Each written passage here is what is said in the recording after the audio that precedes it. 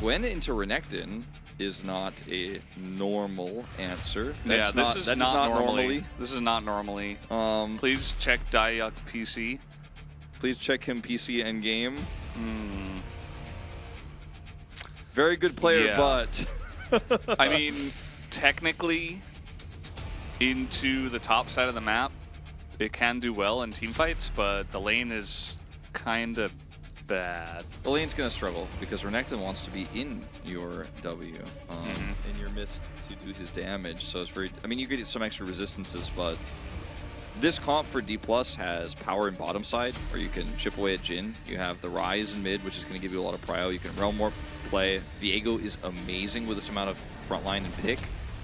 I am giving a pretty big edge here to D+ Kia going into this one. It wasn't too spicy. I was worried about that because it's hard to have that during a cast as this trade. Well, Polbe is just going insane, trying to bait Guti into this one. As will he have the stun under the turret? Nope.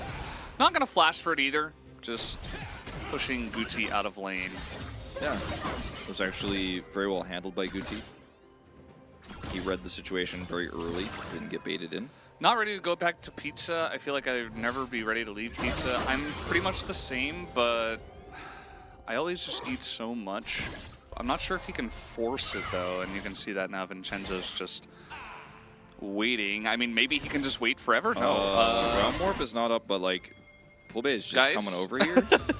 Guys? Diayuk? He doesn't have flash, and yeah, he's just going to die. First blood goes to the Renekton. Thanatos is like, yeah, cool story, bro. Had the wave in a perfect spot. It was not able to be pushed in. And even though he missed the cannon, we still love him. Square, almost loaf-like thing covered in garlic. Like Cafe Benny was known for this. Thanatos in a little bit of trouble here. He's getting ignited. He does not have flash anymore, and he is being chased down. Does not matter. If only he had Ghost. Anything that's garlic in Korea is sweet. Yeah. Can't explain that, but it's true. As this is a Vi level 5 trying to gank the Renekton. Actually gets in range. They're under the turret. Do they have the damage? Yes, they do. Vincenzo will not take the last one, and actually very nicely set up before Thanatos gets his flashback. I think so. Because some needles. Thanatos in a little bit of trouble, has to go into this, and he is burning down. This is not getting any easier for Thanatos, as Diayuk is just now really stomping this lane. Very easy to get isolated against a Vi, which he does. A very nice look from Vincenzo. Yeah, Vincenzo gonna lock this one up. And there's the eye picked up. Oh no, Polbe. Not like this. I mean, okay, well he has some support this time, flash. and he has flash, okay. Lucid's playing Viego though, so he's useless. Unfortunate. As this ward, a very good spot for the TP as they're trying to get on top of Polbe, but that is very far away from the rest of the team. In goes Thanatos. They're going to try to kill Guti before this fight even really begins. As this Drake extremely low, and Plan B and a lot of the members of this sandbox are just being zoned out of here. They're not even going to go for the Drake. And actually, after all of that, the first person to go down is Luffy on the side of DK. Yeah, Thanatos here. What? Plan B? What? Okay. Kind of left out to dry there.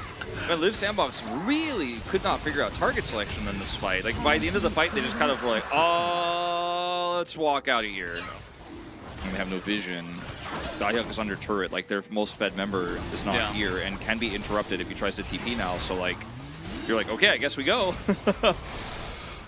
Ooh, Plan B getting a little worrisome. Okay, they're both just going to TP as Lucid is in the pit, but it goes to the chin of all people. Fourth shot, OP, I suppose, is Guti. Nice divide, and now we have Diayuk trying to frontline, but they're trying to get on top of him, and they will be able to. Even with that stopwatch going down, immediately just gets burst by the Varus. So a couple of kills to the side of DK as one snipe, two snipe, stopwatch. As Guti might just die now. Very nice flash forward from Polbe as they will look to head to the Baron now. The replay kind of came in like as it was happening, so we didn't get that close of a look at it. Had the crit indicator. It was probably a 4-shot, I guess. Probably.